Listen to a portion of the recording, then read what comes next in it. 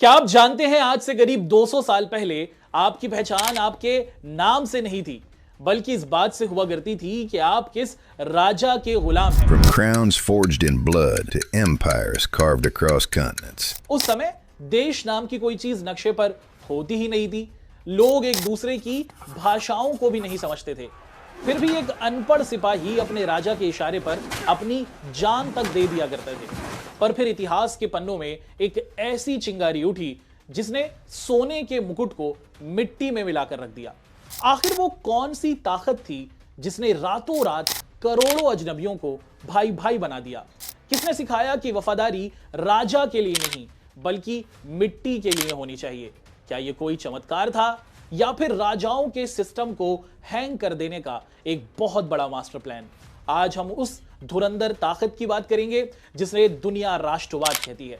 तो दोस्तों हो जाइए तैयार, क्योंकि आज हम आपको यूरोप के उन गलियारों में लेके चलेंगे जहां इनकलाब की खुशबू और राजाओं के पसीने की गंध एक साथ चलती थी। ये कहानी किसी सस्पेंस थ्रिलर से कम नहीं है। Before democracy found its voice, Europe was ruled by crowns, conquest, and the hunger for power. This is the story of Europe's kings and queens. चलिए सबसे पहले ये जानने की कोशिश करते हैं कि राष्ट्रवाद का मतलब क्या है। भैया, राष्ट्रवाद का सिंपल मतलब है ये देश मेरा है और हम सब का है। इसकी शुरुआत 1789 की फ्रांसीसी क्रांति से हुई। फ्रांस के लोगों ने कहा राजा से, सुन बे, ये देश हमारा है और इस देश को हम ही संभालेंगे और यहां पर तुम्हारा राज नहीं चलेगा। फ्रांसीसी क्रांति के जो लोग थे वो एक तरीके से बहुत ज्यादा गुस्से वाले मोड में आ गए थे और उन्होंने पितृभूमि, एक वर्ड आता है आपकी बुक के अंदर जिसे बोला जाता है ला पिटारे, उसका नारा दिया। उन लोगों ने देश का एक नया तिरंगा झंडा तैयार किया और आंतरिक टैक्स जो हुआ करते थे ना उसको खत्म कर दिया और फ्रेंच भाषा को ऐसे प्रमोट किया जैसे आजकल लोग इंस्टाग्राम पर जो ट्रेंडिंग ऑडियोज होती हैं ना उनको प्रमोट करते हैं। फिर एंट्री होती है नेपोलियन बोनापार्ट की। नेपोलियन बोनापार्ट वो सिर्फ एक राजा नहीं थे बल्कि यूरोप के असली धुरंधर थे। एक ऐसे धुरंधर जिन्होंने अन्याय करने वालों के पसीने छुड़ा दिए। नेपोलियन बोनापार्ट सन 1804 में फ्रांस के राजा बनते हैं और राजा बनने के बाद नेपोलियन कोड को लेकर आते हैं। उस नेपोलियन कोड में उन्होंने जनता को वो हक दिए जो अब तक सिर्फ बड़े बड़े खानदान के लोगों के पास थे। नेपोलियन ने कहा कि भैया अब नियम सबके लिए समान होंगे। उन्होंने सामंती व्यवस्था, मतलब जो जमींदारी व्यवस्था थी, उसकी जड़ें हिला दी, किसानों को गुलामी से आजाद किया और सबको कानून के सामने बराबरी का हक दिया। लोगों को लगा कि भैया ये वही धुरंधर है जो हमें पुराने जुल्मों से बचाएगा। पर भाई, धुरंधर बनने की एक कीमत होती है। नेपोलियन ने जैसे ही भारी टैक्स और सेना में जबरदस्ती भर्ती शुरू कर दी, लोगों का भरोसा नेपोलियन से हटता चला गया और लोग बोलने लग गए कि भैया अधिकार तो दे रहे हो पर हमारी जान क्यों मांग रहे हो। विद्रोह हुआ। हमने ये देखा कि पूरे के पूरे यूरोप में नेपोलियन के खिलाफ गुस्सा बढ़ने लग गया और लोग नेपोलियन के खिलाफ विद्रोह करने लग गए। 1815 की वियना कांग्रेस का समय आ जाता है, यानी कि सन 1815 में जो हमारा नेपोलियन है वो हार जाते हैं और नेपोलियन की हार के बाद एक मीटिंग की जाती है जिसे हम लोग वियना कांग्रेस के नाम से जानते हैं। और अब कहानी के अंदर एंट्री होती है ड्यूक मेटरनिक की। मेटरनिक वो मोहल्ले के खड़ूस अंकल थे जिन्हें हर एक नई चीज से दिक्कत हुआ करती थी और उन्होंने कहा कि नेपोलियन ने जितने भी नए नए चीजों को लेकर आया है उसे हटा दो भाई, उसे खत्म कर दो। और उनका कहना था कि अब हमें पुराना जो सिस्टम है, यानी कि जो पुराना राजतंत्र है, वो लेकर आना है। लेकिन जो युवा लोग थे, जो नौजवान पीढ़ी थी, उनके अंदर गुस्सा आने लग गया और अब वो आजादी और बराबरी की डिमांड करने लग गए।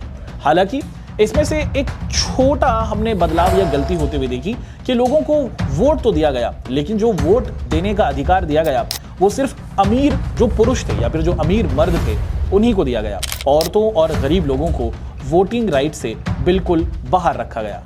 अब आती है सबसे रोमांचक कहानी ग्रीस की या फिर यूनान की। ग्रीस ऑटोमन साम्राज्य के चुंगल में था। पूरे यूरोप में जो ग्रीस है या फिर जिसे हम लोग यूनान कहते हैं उसे यूरोप की सभ्यता का पालना कहा जाता है। मतलब यूरोप ही एक ऐसा देश था जहां पर विज्ञान, ज्ञान और खगोल और भूगोल के बड़े बड़े आविष्कार हो रहे थे और इसीलिए यूनान को बाकी सारे जो देश थे एक तरीके से अपना आदर्श मानते थे। अब होता क्या है, यहां पर रोमांटिक वाद आता हुआ दिखता है। बहुत सारे जो कलाकार थे उन्होंने ग्रीस की आजादी के लिए कुछ ऐसी कविताएं, कुछ ऐसे गीत, कुछ ऐसी कहानियां, कुछ ऐसे नाटकों को लिखा जिनको पढ़कर, देखकर, सुनकर लोगों में राष्ट्रवाद पैदा हुआ। कहानी में एक बड़ी इंटरेस्टिंग बात है कि एक अंग्रेज कवि हैं जिनका नाम है लॉर्ड बॉर्नॉय। वो इतने ज्यादा भावुक हो गए थे कि अपनी वसीयत को बेचकर वो जंग लड़ने के लिए चले जाते हैं।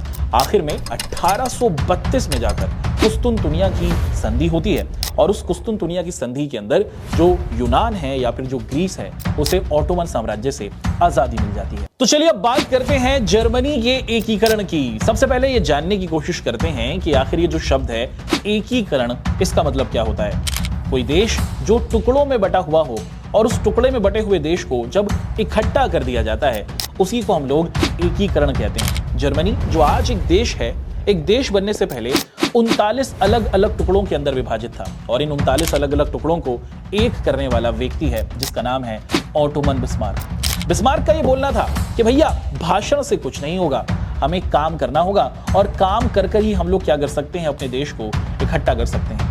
बिस्मार्क ने एक सोच को प्रदर्शित किया या फिर एक विचारधारा को प्रदर्शित किया जिसे हम लोग रक्त और लोहे की नीति से जानते हैं। मतलब उन्होंने बोला कि पूरे देश को इकट्ठा करने के लिए मैं खून की नदियां बहा दूंगा और मैंने लोहा यानी कि तलवारें उठा ली हैं और मैं पूरे देश को इकट्ठा करके दिखाऊंगा।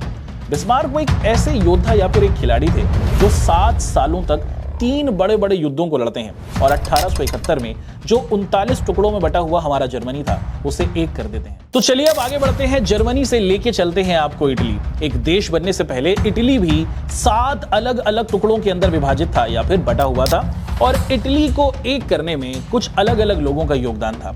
सबसे पहले आते हैं जोसेपे मैज़्ज़नी। वो क्रांतिकारी थे जो क्रांति के जरिए जो इटली था उसे एक करने की कोशिश करते हैं। वहीं पर बात की जाती है काउंट कैमिलो दा कावूर की। ये दिमाग से चलने वाले व्यक्ति थे जो बहुत ही समझदारी के साथ इटली के जो 7 टुकड़े थे उनको इकट्ठा करने की कोशिश करते हैं। और एक और व्यक्ति हैं जिनका नाम है जोसेफ गैरिबाल्डी। ये योद्धा थे, ये पूरे तौर पर इटली को एक करने के लिए लड़ाई लड़ते हैं और इटली को एकीकृत करने में बहुत बड़ा योगदान देते हैं। 1861 वो एक समय आता हुआ दिखता है जब इटली के जो ये 7 अलग अलग टुकड़े थे इनको इकट्ठा कर लिया जाता है और विक्टर एम्यूनियल ये जो व्यक्ति हैं इनको समग्र इटली का राजा बना दिया जाता है और इटली जो टुकड़ों में बटा हुआ देश था 1861 में एक संकलित या फिर एकीकृत देश बन जाता है। चलिए अब बात कर लेते हैं ब्रिटेन की अजीबोगरीब कहानी के बारे में।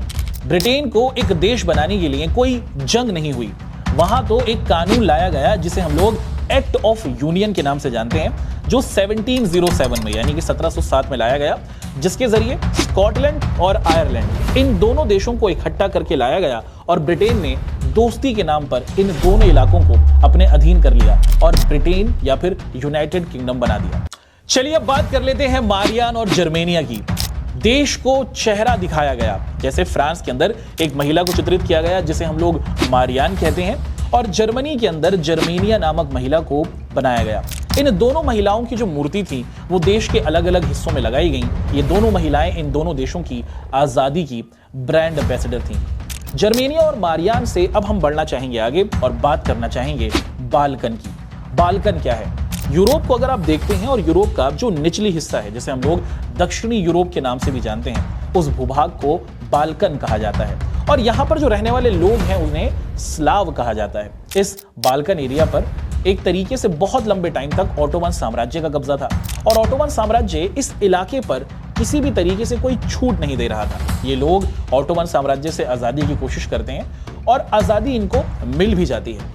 इस बाल्कन इलाके में बहुत सारे नए नए देश हमें आते हुए दिखते हैं। जब ये देश ऑटोमन साम्राज्य से आजादी हासिल कर चुके होते हैं उसके बाद ये आपस में लड़ने लग जाते हैं, जैसे किसी व्हाट्सएप ग्रुप के अंदर तुम लोग अपने दोस्तों के साथ लड़ते हो। और फिर इसी के साथ हमारी घटना बढ़ती है प्रथम विश्व युद्ध की तरफ। साल 1914 का वो समय जब दुनिया के अंदर हमने प्रथम विश्व युद्ध का आरंभ होते हुए देखा और इस आरंभ में दुनिया में लगभग 90 लाख के करीब जो लोग थे वो मर जाते हैं। लगभग 2 करोड़ के करीब जो लोग हैं वो घायल हो जाते हैं और वो पूरे तौर पर पूरी दुनिया को हिला कर रख देता है। बात कर लेते हैं कि ये जो पूरा का पूरा हमारा अध्याय रहा, इस चैप्टर के अंदर हमने समझा कि राष्ट्रवाद ने एक तरीके से आजादी की बात की और लोगों में देशभक्ति की बात को रखा और लोगों को यह बताया कि भैया हमें देश के बारे में सोचना है, देश पहले आता है, राजा और शासक बाद में।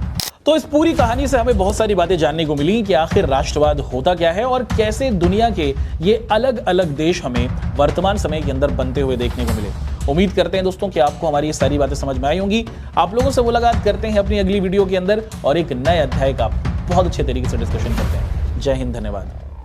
दोस्तों उम्मीद करते हैं कि हमारा ये जो आज का चैप्टर है आपको बहुत पसंद आया होगा।